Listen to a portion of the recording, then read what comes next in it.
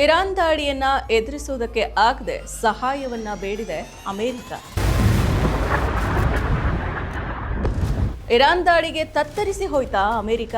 ಸಹಾಯಕ್ಕೆ ಉಕ್ರೇನ್ ಒಪ್ಪಿಗೆಯನ್ನ ಸೂಚಿಸಿದ್ರೆ ಮುಂದೇನಾಗಬಹುದು? ನಮಸ್ಕಾರ, eiದಿನ.comಗೆ ಸ್ವಾಗತ. ನಾನು ಸಪನ. 2026 ಮಾರ್ಚ್ ಮೊದಲ ವಾರದಲ್ಲಿ ಅಂತಾರಾಷ್ಟ್ರೀಯ ರಾಜಕೀಯದಲ್ಲಿ ಒಂದು ಅಚ್ಚರಿಯ ಬೆಳವಣಿಗೆ ನಡೆದಿದೆ. ಅದು ವಿಶ್ವದ ಅತಿದೊಡ್ಡ ಸೇನಾ ಶಕ್ತಿ ಮತ್ತು ಆರ್ಥಿಕ ಮಹಾ ಸಾಮ್ರಾಜ್ಯ ಅಂತ ಪರಿಗಣಿಸಲ್ಪಟ್ಟ ತನ್ನ ಬೆನ್ನನ್ನ ತಾನೇ ತಟ್ಟಿಕೊಳ್ತಾ ಇರೋ ಅಮೆರಿಕ ಪುಟ್ಟ ರಾಷ್ಟ್ರಗಳ ಮುಂದೆ ಸಹಾಯಕ್ಕಾಗಿ ಅಂಗಲಾಚ್ತಾ ಇದೆ. ಅಮೆರಿಕಾಗೆ ಇರಾನ್ ಡ್ರೋನ್ ದಾಳಿಗಳು ದುಸ್ವಪ್ನವಾಗಿ ಕಾಡ್ತಾ ಇದ್ದಾವೆ. ಅಮೆರಿಕದ ನಿದ್ರೆಯನ್ನ ಗೆಡಿಸಿದೆ. ಇರಾನ್ ಡ್ರೋನ್ ದಾಳಿಯನ್ನ ಎದುರಿಸೋದಕ್ಕೆ ಅಮೆರಿಕ ಉಕ್ರೇನ್ನಿಂದ ಸಹಾಯವನ್ನ ಕೇಳಿದೆ. ಇರಾನ್ನ ಸರ್ವೋಚ್ಚ ನಾಯಕ ಖಮೀನಿ ಅವರನ್ನ ಸದೆ ಬಡಿಬೇಕು, ಇರಾನ್ನ ತನ್ನ ತೆಕ್ಕೆಗೆ ತೆಗೆದುಕೊಳ್ಬೇಕು, ಇರಾನ್ನ ತೈಲ ಸಂಪತ್ತಿನ ಮೇಲೆ ಹಿಡಿತವನ್ನ ಸಾಧಿಸಬೇಕು ಅಂತ ಅಮೆರಿಕ ದಶಕಗಳಿಂದ ಪ್ರಯತ್ನಿಸ್ತಾನೇ ಇದೆ. ಅದಕ್ಕಾಗಿನೇ ಹಲವು ಸಂದರ್ಭಗಳನ್ನು ಬಳಸ್ಕೊಳ್ಳೋ ಕುತಂತ್ರ ಕೂಡ ಮಾಡಿತ್ತು. ಆದರೆ ಅದಾವುದು ಕೂಡ ಫಲ ಕೊಟ್ಟಿರಲಿಲ್ಲ. ಈಗ ಇರಾನ್ನೊಳಗಿನ ಆಂತರಿಕ ಪ್ರತಿಭಟನೆಯನ್ನ ಅಸ್ತ್ರವಾಗಿಸಿಕೊಂಡ ಈ ಇರಾನ್ ಮೇಲೆ ಅಮೆರಿಕ, ಇಸ್ರೇಲ್ ದಾಳಿಯನ್ನ ಮಾಡಿದ್ವು. ಈಗ ಇರಾನ್ನೊಳಗಿನ ಆಂತರಿಕ ಪ್ರತಿಭಟನೆಯನ್ನ ಅಸ್ತ್ರವಾಗಿಸಿಕೊಂಡು ಇರಾನ್ ಮೇಲೆ ಅಮೆರಿಕ, ಇಸ್ರೇಲ್ ದಾಳಿಯನ್ನ ಮಾಡಿದ್ವು. ಖಮೇನಿಯನ್ನ ಹತ್ಯೆ ಮಾಡಿದ್ವು. ಆದರೂ ಇರಾನ್ ಅಮೆರಿಕದ ಅಂಕೆಗೆ ಸಿಗ್ತಾ ಇಲ್ಲ. ಅಮೆರಿಕವನ್ನ ಪ್ರಬಲವಾಗಿ ಇರಾನ್ ಎದುರಿಸ್ತಾ ಇದೆ. ಅಮೆರಿಕದ ಸೇನಾ ನೆಲೆಗಳಿರೋ ಸೌದಿ, UAE, ಕತಾರ್, ಬಹ್ರೇನ್ ಮೇಲೆ ಡ್ರೋನ್ ದಾಳಿಗಳನ್ನು ನಡೆಸಿದೆ. ಅಮೆರಿಕಾನೇ ತತ್ತರಿಸುವಂತೆ ಮಾಡಿದೆ. ಕೇವಲ 9.3 ಕೋಟಿ ಜನಸಂಖ್ಯೆಯುಳ್ಳ ಇರಾನ್ ಮೇಲೆ ಅಮೆರಿಕ, ಇಸ್ರೇಲ್ ಜಂಟಿಯಾಗಿ ದಾಳಿಯನ್ನ ಮಾಡಿದ್ರು. ಅರಬ್ ರಾಷ್ಟ್ರಗಳು ಅಮೆರಿಕಾಗೆ ಸಾಥನ್ನ ಕೊಟ್ಟರು. ಇರಾನ್ ಮಣಿಸೋದಕ್ಕೆ ಸಾಧ್ಯ ಆಗ್ತಾ ಇಲ್ಲ. ಆದರೆ ಇರಾನ್ ಸೇನೆ ಇಸ್ರೇಲ್ ಮತ್ತು ಕೊಲ್ಲಿ ರಾಷ್ಟ್ರಗಳಲ್ಲಿರೋ ಅಮೆರಿಕದ ಸೇನಾ ನೆಲೆಗಳ ಮೇಲೆ ಶಾಹೀದ್ 136 ಡ್ರೋನ್ಗಳನ್ನು ಹಾರಿಸಿ ಅಮೆರಿಕವನ್ನ ಅಲುಗಾಡಿಸಿದೆ. ಅಂದಾಜಿನ ಪ್ರಕಾರ ಇರಾನ್ ಬಳಿ 80,000 ಡ್ರೋನ್ಗಳಿದ್ದಾವೆ. ಅದರಲ್ಲಿ ಇಲ್ಲಿವರೆಗೂ 1,300ಕ್ಕೂ ಹೆಚ್ಚು ಡ್ರೋನ್ಗಳನ್ನು ಮಾತ್ರನೇ ಬಳಸಿರೋ ಇರಾನ್ ಅಮೆರಿಕದ ನಿದ್ರೆಗೆಡಿಸಿದೆ. ಇನ್ನೊಂದು ಮುಖ್ಯ ವಿಚಾರ ಏನಂದ್ರೆ, ಇರಾನ್ ಹೊಂದಿರೋ ಶಾಹೀದ್ 136 ಹೆಸರಿನ ಈ ಡ್ರೋನ್ಗಳು ಕಡಿಮೆ ವೆಚ್ಚದಲ್ಲಿ ತಯಾರಾಗಿದ್ದಾವೆ. ಒಂದು ಡ್ರೋನ್ ಅನ್ನ ತಯಾರಿಸೋದಕ್ಕೆ $20,000 $50,000 ಹಣ ಸಾಕು ಅಂತ ಅಂದಾಜು ಮಾಡಲಾಗಿದೆ.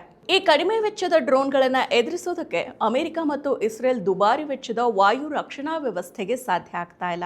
ಇಸ್ರೇಲ್ ಐರನ್ ಡೋಮ್ ವಾಯು ರಕ್ಷಣಾ ವ್ಯವಸ್ಥೆ ಬಳಸ್ತಾ ಇದ್ರೆ ಅಮೆರಿಕ ಪ್ಯಾಟ್ರಿಯಟ್ ಕ್ಷಿಪಣಿ ವ್ಯವಸ್ಥೆಯನ್ನ ಬಳಸ್ತಾ ಇದೆ. ಆದರೆ ಈ ರಕ್ಷಣಾ ವ್ಯವಸ್ಥೆಯನ್ನ ಭೇದಿಸಿ ಇರಾನ್ ಡ್ರೋನ್ಗಳು ತಮ್ಮ ಗುರಿಯನ್ನ ತಲುಪ್ತಾ ಇದ್ದಾವೆ. ಮಧ್ಯಪ್ರಾಚ್ಯದಲ್ಲಿರೋ ಅಮೆರಿಕದ ಸೇನಾ ನೆಲೆಗಳನ್ನ ಉಡಾಯಿಸ್ತಾ ಇದ್ದಾವೆ.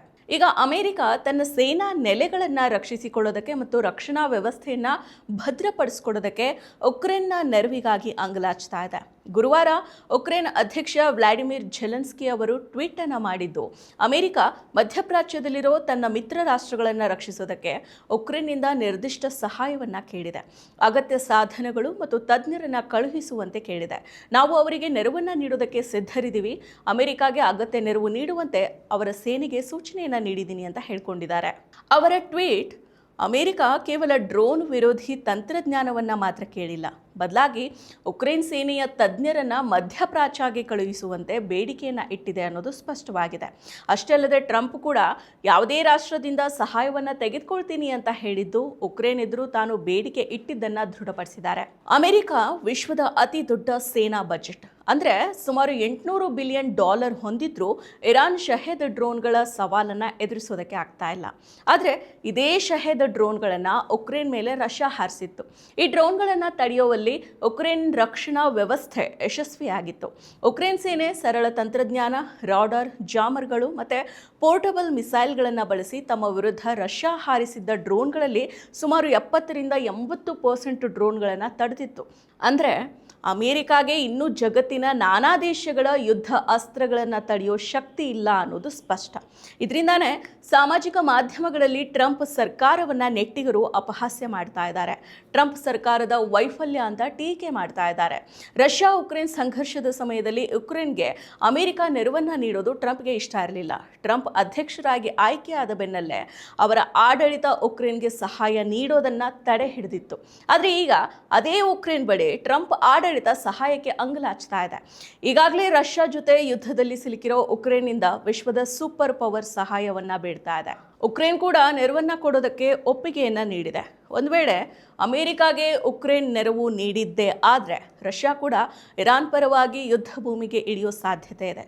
ಇದು ಮಧ್ಯಪ್ರಾಚ್ಯದಲ್ಲಿನ ಪರಿಸ್ಥಿತಿಯನ್ನ ಮತ್ತಷ್ಟು ಉದ್ವಿಗ್ನಗೊಳಿಸೋ ಸಾಧ್ಯತೆಗಳು ಕೂಡ ಇದೆ. ಮತ್ತಷ್ಟು ವಿಶೇಷ ವಿಡಿಯೋಗಳನ್ನು ನೋಡಲು ಮತ್ತು ಹೊಸ ವಿಡಿಯೋಗಳ ಬಗ್ಗೆ ತಿಳಿಯಲು ಈ ದಿನ .com ಯೂಟ್ಯೂಬ್ ಚಾನೆಲ್ ಸಬ್ಸ್ಕ್ರೈಬ್ ಮಾಡಿ ಮತ್ತು ಬೆಲ್ ಐಕಾನ್ ಕ್ಲಿಕ್ ಮಾಡಿ.